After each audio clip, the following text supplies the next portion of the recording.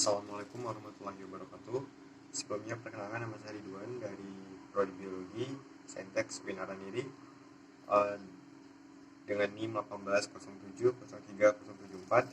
Adapun tujuan saya di sini adalah untuk menjelaskan hasil dari webinar yang berjudul Dinamika Air Indo dan Upwelling di Perairan Indonesia, di mana saya akan merangkum beberapa hal-hal atau poin-poin penting berdasarkan hasil seminar yang sudah saya dengarkan sebelumnya. Nah, pada kali ini ada 4 subbab yang akan saya jelaskan mengenai hasil webinar seminar. Yang pertama, apa itu pengertian dari upwelling di perairan Indonesia, serta yang kedua, di mana upwelling itu bisa dibangkitkan, serta yang ketiga, kenapa kita harus mempelajari upwelling dan mengapa upwelling itu begitu penting untuk kita pelajari, serta yang terakhir adalah uh, pengertian dari apa itu air lindo. Nah, sebelum kita bahas semuanya, maka saya akan bahas yang pertama, yakni pengertian dari upwelling itu sendiri. Nah, berdasarkan hasil webinar kemarin, uh, mengatakan bahwa upwelling merupakan suatu peristiwa kenaikan dari massa air dari kolom air paling dalam atau paling rendah ke atas permukaan, di mana pada saat kenaikan air tersebut akan membuat suhu atau SSP permukaan dari dalam menjadi dingin pada saat naik ke permukaan. Nah, jadi upwelling itu bisa disimpulkan bahwa proses kenaikan air dari dalam ataupun dari kolom paling dalam atau paling rendah ke atas permukaan. Dan ingat, pada saat proses tersebut, pada saat air yang tadi berada di dalam, dia akan menuju ke atas permukaan. Nah, namun dengan proses namun dalam prosesnya itu air tersebut akan menjadi dingin saat menaiki permukaan. Nah, kemudian salah satu penyebab upwelling ini, dia tuh akan meningkatkan jumlah nutrien bagi si surface atau bisa disebut dengan permukaan air. Nah, pada saat terjadinya proses upwelling ini, maka hal tersebut akan meningkatkan yang namanya jumlah kadar nutrien dari air laut tersebut. Nah, di mana ketika permukaan air itu rendah dan klorofil atau nutriennya banyak, maka fitoplankton akan senang dan dengan kondisi air tersebut. Nah, pada saat proses upwelling tersebut, maka kondisi perairan tersebut masih dingin, maka hal yang pasti pertama terjadi itu adalah kadar nutrien pertama, kemudian klorofil itu meningkat. Nah, otomatis pada saat kadar klorofil, kadar nutrien itu meningkat, otomatis banyak fitoplankton, zooplankton yang hidup atau menempati perairan tersebut. Nah, selanjutnya setelah kita mengetahui nih apa pengertian dari upwelling, nah selanjutnya kita akan berbicara tentang di mana upwelling itu bisa dibangkitkan. Nah, atau kenapa upwelling itu bisa dibangkitkan. Nah, satu hal yang paling penting bahwa upwelling tersebut tidak lepas dari yang namanya peran angin. Nah, jadi proses upwelling itu nggak lepas dari yang namanya proses angin. Nah, angin ini merupakan salah satu poin paling penting dalam proses pergerakan yang namanya upwelling. Nah, peran angin itu bisa disebut, jadi peran angin itu biasa disebut dengan teori Ekman. Teori Ekman ini dia tuh mengatakan bahwa angin itu akan berbelok sejauh 45 derajat, berlawanan arah sejauh 45 derajat.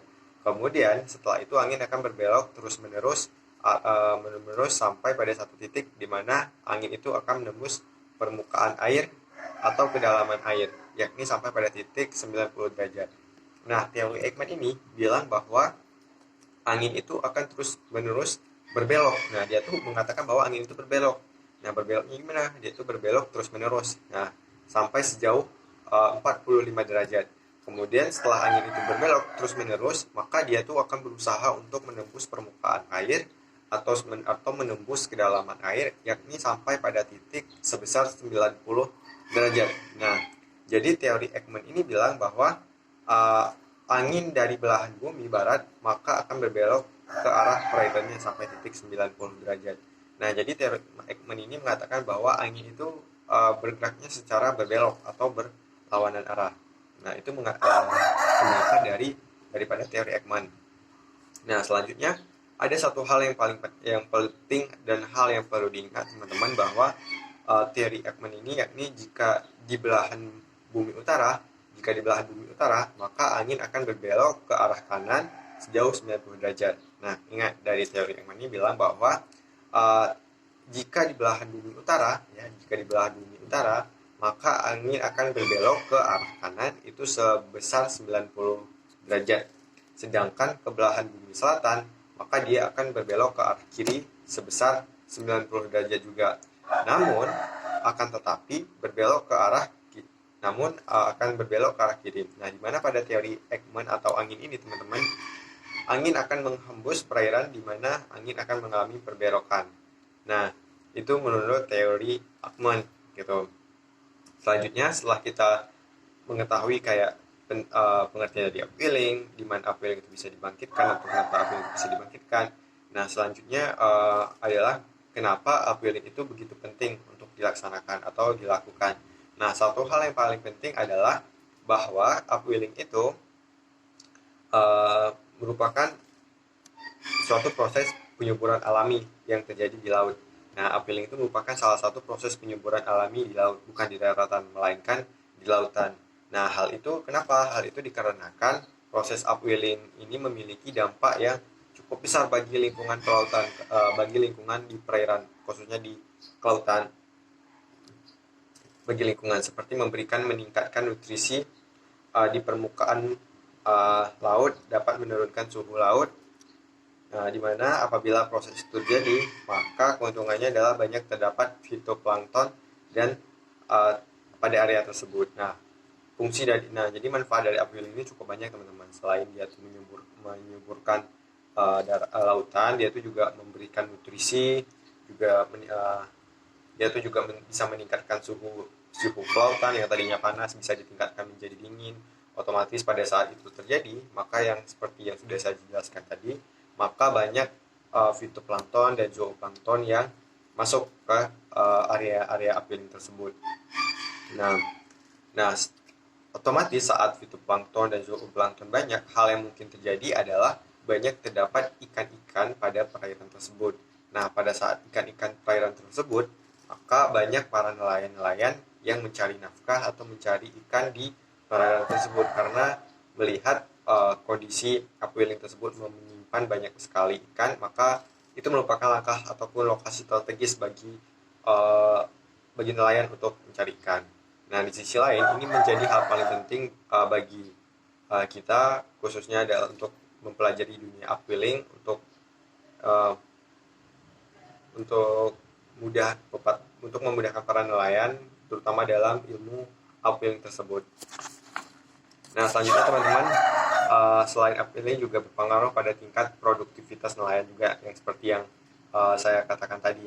Nah, di mana variabilitas upwelling ini terletak pada daerah pertama itu barat selatan, barat Sumatera, selatan Jawa, Laut Sawu, Laut Maluku, Sulawesi, dan Laut Banda. Nah, jadi itu merupakan salah satu lokasi di mana upwelling itu banyak terjadi. Saya ulangi lagi, lokasi yang paling banyak terjadi proses upwelling pertama itu pantai barat Sumatera, ada pantai selatan Jawa, ada Laut Sawu, ada Laut Maluku, Sulawesi, dan Laut Banda. Itu merupakan lokasi yang paling sering terjadinya proses upwelling. Nah, di mana lokasi tersebut hanya ada pada saat musim angin timur saja, teman-teman. Nah, setelah kita belajar tentang upwelling, maka yang akan terakhir yang saya bahas itu adalah air lindo. Air lindo di mana adalah arus lintas Indonesia, di mana fungsi dari air lindo itu sendiri adalah yakni sebagai keseimbangan massa air di laut, sehingga daerah yang panas seperti Pasifik Barat bisa mengalir ke arah yang lebih dingin seperti arah India. Nah, jadi inti dari air lindo ini adalah suatu air dimana kalau air itu panas, dia itu akan bergerak ke arah angin yang lebih dingin gitu. Kayak contoh kayak seperti Pasifik Barat, dia itu akan bergerak ke arah India dari yang tadinya panas ke daerah yang dingin. Nah, mungkin cukup sekian hasil penjelasan saya tentang mengenai hasil resume dari webinar kemarin yang berjudul Air Lindo dan Upwelling di Perairan Indonesia. Lebih dan kurang saya mohon maaf. Assalamualaikum warahmatullahi wabarakatuh.